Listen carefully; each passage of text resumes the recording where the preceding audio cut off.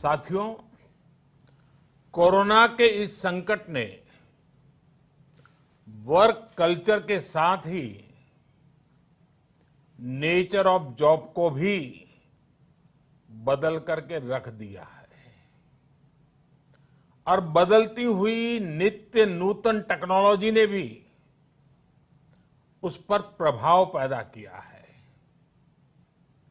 नए work culture और नए नेचर ऑफ जॉब को देखते हुए हमारे युवा नई नई स्किल्स को तेजी से अपना रहे हैं। वैसे साथियों, कई लोग मुझसे पूछते हैं कि आज के दौर में बिजनेस और बाजार इतनी तेजी से बदलते हैं कि समझ ही नहीं आता रिलेवेंट कैसे रहा जाए। कोरोना के इस समय में तो ये सवाल और भी अहम हो गया है। साथियों, मैं इसका एक ही जवाब देता हूं। रिलेवेंट रहने का मंत्र है स्किल, रीस्किल और अपस्किल।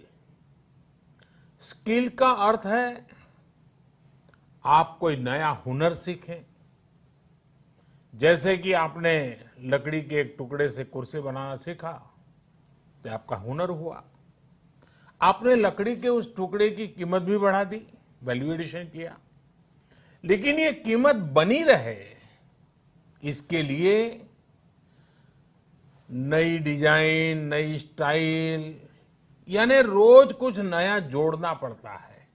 उसके लिए नया सीखते रहना पड़ता है और कुछ नया सीखते रहने का मतलब ही है रीस्किल। और हमारी जो स्किल है उसका और विस्तार करना। जैसे छोटे मोटे फर्नीचर बनाते बनाते आप और भी चीजें सीखते गए, पूरा का पूरा ऑफिस डिजाइन करने लग गए, तो वो हो गया अपस्किल। स्किल, रीस्किल और अपस्किल का ये मंत्र जानना, समझना और उसका पालन करना हम सभी के जीवन में बहुत महत्वपूर्ण है। वैसे जब मैं स्किल की बात करता हूं तो मुझे अपने बहुत पुराने जानने वाले हमेशा याद आते हैं। मेरा सीधा परिचय तो नहीं था, लेकिन हमारे एक जानने वाले सज्जन बताते रहते थे।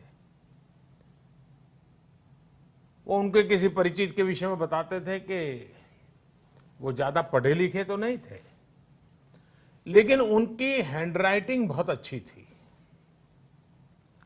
समय के साथ उन्होंने अपने हैंडराइटिंग में और भी नए स्टाइल जोड़ दिए, यानी खुद को रीस्किल किया। उनकी ये स्किल देखकर लोग खुद उनके पास पहुंचने लगे।